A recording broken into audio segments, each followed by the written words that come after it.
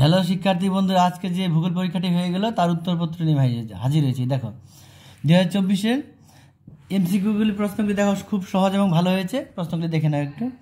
প্রথম প্রশ্ন 1 নম্বরের উত্তর হবে আবহবিকার, দেখো দাগিয়ে দেওয়া আছে লাল কালি দিয়ে, এগুলি উত্তর হবে।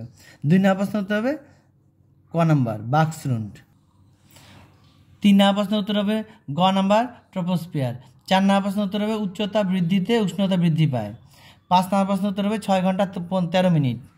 6 নম্বর প্রশ্ন উত্তর হবে হিমপ্রাচীর। 7 নম্বর প্রশ্ন উত্তর হবে ধানের খোসা। 8 নম্বর প্রশ্ন উত্তর হবে প্যাংগং হ্রদ।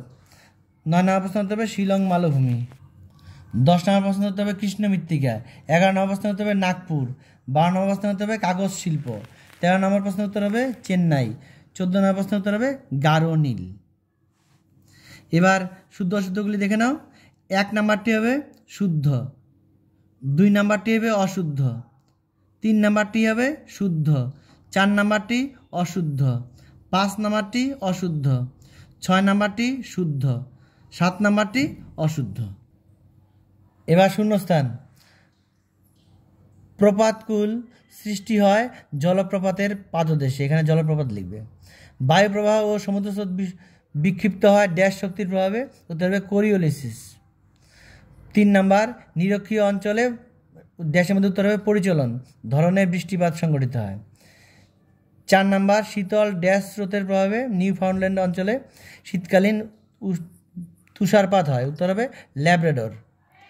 পরের প্রশ্ন ব্যবহৃত ইঞ্জেকশন সিরিঞ্জ হলো একটি মেডিকেল বর্জ্যও লিখতে পারো বা চিকিৎসা বর্জ্যও লিখতে পারো। পরের প্রশ্ন ন্যাপথা ড্যাশ শিল্পের কাঁচামাল, পেট্রোরসায়ন শিল্পের। পরের প্রশ্ন 2011 খ্রিস্টাব্দে আদমশুমারি অনুসারে ভারতের সর্বনিম্ন জনঘনত্বযুক্ত রাজ্য হলো অরুণাচল প্রদেশ। 2-1টি শব্দ উত্তর দাও। 1 নাম্বার চুনাপাথরযুক্ত অঞ্চলে নদীর ক্ষয়কার্য কোন প্রক্রিয়ায় প্রাধান্য দেখা যায়, উত্তর হবে দ্রবণ প্রক্রিয়ার। 2 নম্বর প্রশ্ন বায়ুমণ্ডলের কোন স্তরে মেরু প্রভাব দেখা যায়, উত্তর হবে আয়নস্ফিয়ার। কোন মহাসাগরে ঋতু পরিবর্তনের ফলে সমুদ্র স্রোতের দিক পরিবর্তন হয়, উত্তর ভারত মহাসাগরে। কর্ণাটকের ব্যবচ্ছিন্ন মালভূমির নাম, উত্তর হবে দাক্ষিণাত্য মালভূমি। পরের প্রশ্ন কোন শক্তিশালী ক্রান্তীয় ঘূর্ণিঝড়ের প্রভাবে 2020 সালে দক্ষিণবঙ্গে ক্ষতিগ্রস্ত হয়, উত্তর হবে আমফান। শ্বাসমূল কোন জাতীয় উদ্ভিদের একটি বৈশিষ্ট্য, উত্তর হবে লবণাক্ত। খনিজ তেল ও স্বাভাবিক গ্যাস বহনে কোন পরিবহন মাধ্যম খুবই উপযোগী, উত্তর হবে নলপথ বা পাইপলাইন। পরের প্রশ্ন ভূবৈচিত্র্যসূচক মানচিত্রে যে কাল্পনিক রেখার সাহায্যে ভূমির উচ্চতা দেখানো হয় তার নাম, উত্তর হবে সমোন্নতি রেখা। পরের স্তম্ভটি দেখে নাও। 1 নম্বর স্তম্ভের উত্তর হবে জাফরান। 2 নম্বরের উত্তর হবে রাজস্থান, লুনি নদী রাজস্থানে অবস্থিত। 3 নম্বরটার উত্তর হবে আলপীয় উদ্ভিদ। 4 নম্বর সালেম, এটার উত্তর হবে শঙ্কর ইস্পাত কেন্দ্র। এবার 2 নম্বর প্রশ্ন দেখে দাও। এগুলি কিন্তু আমি সাজেশনে এবং ব্যাচে কিন্তু বারবার তোমাদেরকে এগুলি করিয়ে দিয়েছি এবং বলে দিয়েছিলাম এগুলো থেকে আসবে। এখান থেকে দেখো সবগুলি প্রশ্ন এখান থেকে এসেছে, যেমন শিকড় আলকা শিল্প, দূরসংবেদন, জিও স্টেশনারি উপগ্রহ, এর প্রত্যেকটা প্রশ্ন কিন্তু বলা ছিল কঠিন বর্জ্য। এবার 2 নম্বর দেখো ঘূর্ণবাদ প্রতিঘূর্ণনের পার্থক্য, এই প্রশ্নটা কিন্তু বলা হয়েছিল এবং লেখা হয়ে গেছে। জৈব ভঙ্গুর ও জৈব অভঙ্গুরের মধ্যে পার্থক্য, এটা কিন্তু বলা হয়েছিল ভালো বারবার করে।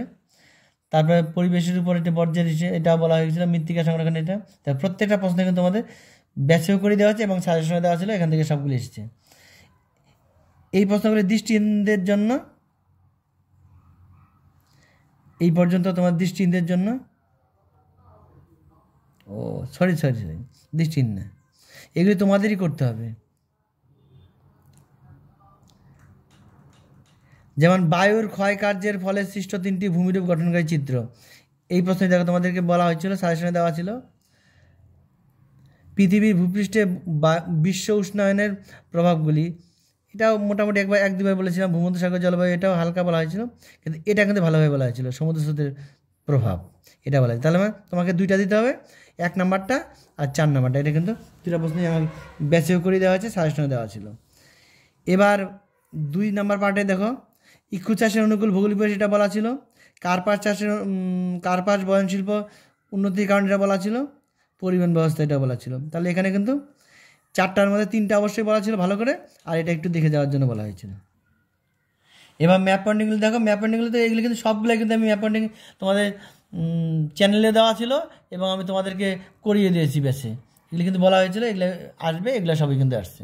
তাই তোমরা দেখে নাও, দেখে দেখে কে কত নাম্বার পাবে, কয়টা রাইট হলো তোমাদের অবশ্যই কিন্তু কমেন্টে জানাবে, কে কত নাম্বার পাবে সেটাও আমাকে জানাবে।